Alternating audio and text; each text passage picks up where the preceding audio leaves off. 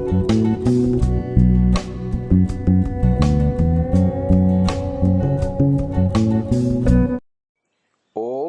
नमस्ते जी।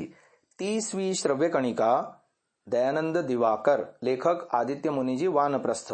हम अष्टांग योग के तृतीय अंग प्रत्याहार साधना की बात आपको सुना रहे थे। आगे उसी बात को बढ़ा रहे हैं। इस रूप में स्वामी दयानंद के गुरु स्वामी शिवानंद जी गिरी ने राजयोग की उन्हें शिक्षा प्रत्याहार तक क्रमानुसार दी थी। इस प्रकार स्वामी दयानंद के दोनों गुरुओं स्वामी ज्वालानंदपुरी और स्वामी शिवानंद गिरी ने उन पर असीम कृपा की थी, जिनके प्रति वे सदैव ही आभारी रहे थे। दोनों ने 1 महीने तक आबू पर्वत में रहने के लिए उनके ऊपर आश्रम का भार छोड़कर चाणोद से प्रस्थान किया। यहाँ 1 महीने एकांत में रहकर साधना के लिए उन्हें समय मिला। गुरुओं का आदेश था कि 1 महीने की समाप्ति पर स्वामी धर्मानंद के यहाँ आ जाने पर उनके ऊपर आश्रम का भार छोड़कर अहमदाबाद में वहां के दुग्धेश्वर मंदिर में आकर हम दोनों से मिलना। वहां हम लोग तुम्हें धारणा, ध्यान और समाधि के विषय में शिक्षा देंगे। स्वामी दयानंद तदनुसार चाणोद आश्रम में ही रहे और एकांत जीवन पाकर हठयोग और राजयोग के अनुसार साधना करने लगे। इस एकांत साधना से बहुत ही लाभ हुआ। महर्षि पतंजलि की उक्ति ठीक ही है कि जिनकी संगति में हम लोग सदैव रहते हैं, उन्हीं के दोष या गुण हमारे अंदर आने लगते हैं। निरंतर भगवत चिंतन करने से चित्त भगवत भाव में रूपांतरित हो जाता है। मंत्रों के अर्थों का चिंतन करके निरंतर जप और ध्यानादि करने से हमारी बुद्धि विषयों को छोड़कर ईश्वराभिमुखी होती है। इस बुद्धि या चेतना का नाम प्रत्यक्ष चेतना है। इस प्रत्यक्ष चेतना के आने पर योग साधना के अंतराय और विघ्न नष्ट हो जाते हैं। योग साधना के अंतराय। योग साधना के अंतराय 9 प्रकार के हैं। व्याधि, स्त्यान, संशय, प्रमाद, आलस्य, अविरति, भ्रांति दर्शन, अलब्ध भूमिकत्व और अनवस्थितत्व। योग दर्शन के प्रथम पाद यानी समाधि पाद के 30वां सूत्र है व्याधि, स्त्यान, संशय, प्रमाद, आलस्य, अविरति, भ्रांति दर्शना, लब्ध भूमिकत्वा, अनवस्थितत्वानि चित्त विक्षेपास्तेंतरायाः। ऋग्वेदादि भाष्य भूमिका उपासना विषय में ऋषि दयानंद ने इनकी व्याख्या इस प्रकार की है। वे विघ्न 9 प्रकार के हैं। 1 व्याधि अर्थात धातुओं की विषमता से ज्वर आदि पीड़ा का होना। 2 स्त्यान अर्थात सत्य कर्मों में अप्रीति। 3 संशय अर्थात जिस पदार्थ का निश्चय किया चाहे उसका यथावत ज्ञान न होना। 4 प्रमाद अर्थात समाधि साधनों के ग्रहण में प्रीति और उनका विचार यथावत न होना। 5 आलस्य अर्थात शरीर और मन में आराम की इच्छा से पुरुषार्थ छोड़ बैठना। 6 अविरति अर्थात विषय सेवा में तृष्णा का होना। 7 भ्रांति दर्शन अर्थात उल्टे ज्ञान का होना, जैसे जड़ में चेतन और चेतन में जड़ बुद्धि करना तथा ईश्वर में अनीश्वर और अनीश्वर में ईश्वर भाव करके पूजा करना।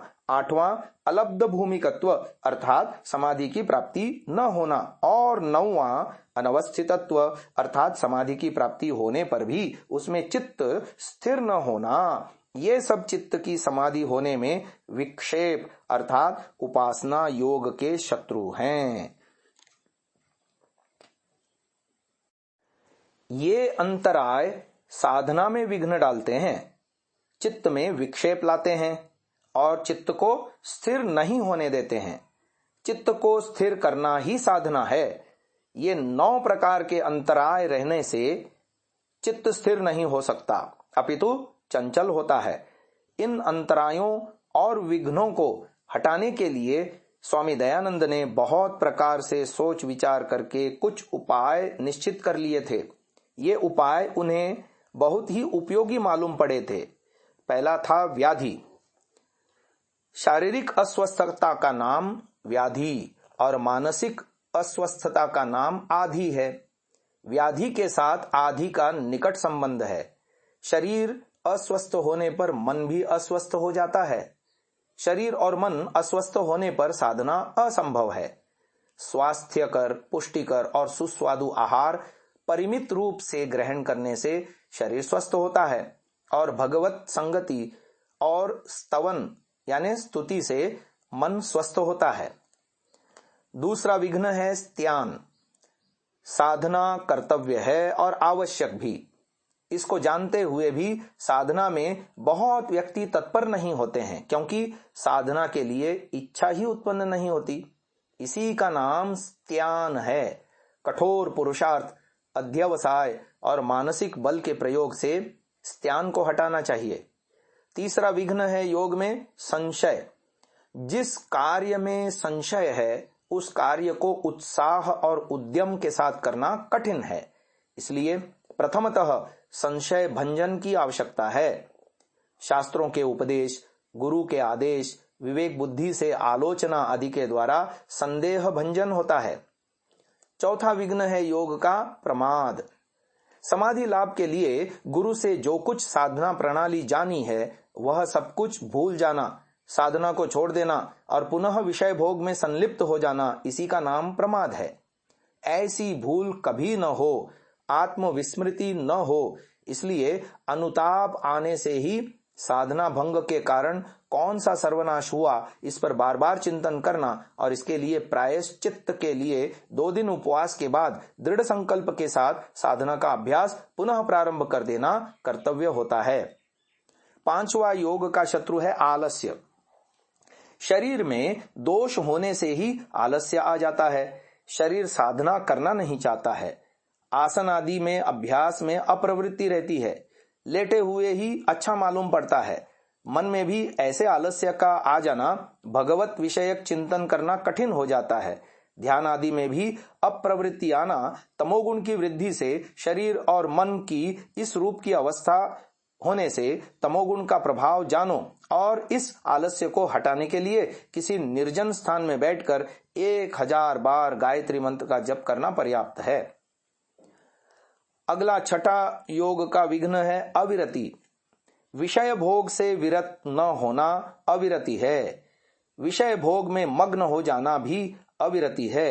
अविरति त्याग करने के लिए विषय का विषम फल बार बार चिंतन करने साधन में व्रती हो जाना चाहिए। विषय भोग के संकल्प छोड़ने से विषयासक्ति कम हो जाती है। अगला 7वां योग विघ्न है भ्रांति दर्शन। भूल का अनुभव होना ही भ्रांति दर्शन है। सत्य को मिथ्या समझना और मिथ्या को सत्य समझना भ्रांति दर्शन है। शरीर को आत्मा समझना, नश्वर शरीर को चिरस्थायी समझना, दूसरे संबंधी जनों को चिरस्थायी समझना भ्रांति दर्शन है। साधन करने से अंतर्दृष्टि का लाभ होता है और इसी से भ्रांति दर्शन दूर होती है। 8वां योग विघ्न है अलब्ध भूमिकत्व। योग साधना करते करते किसी उच्चतर स्थिति में पहुंचने में असमर्थ होना अलब्ध भूमिकत्व है। पुरुषार्थ और अध्यवसाय व्यर्थ नहीं होता है। इस पर पूर्ण विश्वास रखकर ही साधना में लगे रहने से ही यथा समय उत्कर्ष समक्ष आ जाएगा। 9वां योग विघ्न है अनवस्थितत्व। किसी उच्चतर स्थिति को प्राप्त करने पर भी उसमें दीर्घ काल तक चित्त उन्नत और स्थिर नहीं रहना, उससे फिर नीचे आ जाना। अध्यवसाय के साथ फिर उच्च स्थिति में ले जाने के लिए दृढ़ संकल्पित धारणा करने से यह हट जाएगा। स्वामी दयानंद ने आश्रम में 1 महीने तक एकांतवास का सुयोग पाकर इन समस्त साधन विरोधी स्थितियों पर बहुत गंभीर रूप से चिंतन किया था। ये सब रजः और तमः के प्रभाव से ही आते हैं और चित्त को इतस्ततः विक्षिप्त कर देते हैं तथा चित्त को एकाग्र नहीं होने देते। उन्होंने अच्छी तरह समझ लिया कि ईश्वरोपासना और योगांगों के सम्यक अनुष्ठान से ही साधक इस स्थिति से पार पा सकता है। और भी हैं योग साधना के विघ्न।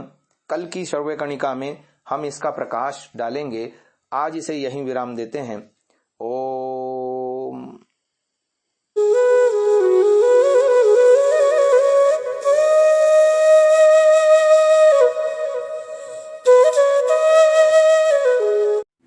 डाउनलोड सांसा ऐप, आरवीरदल ऐप। Visit sansa.org, rvirdal.in।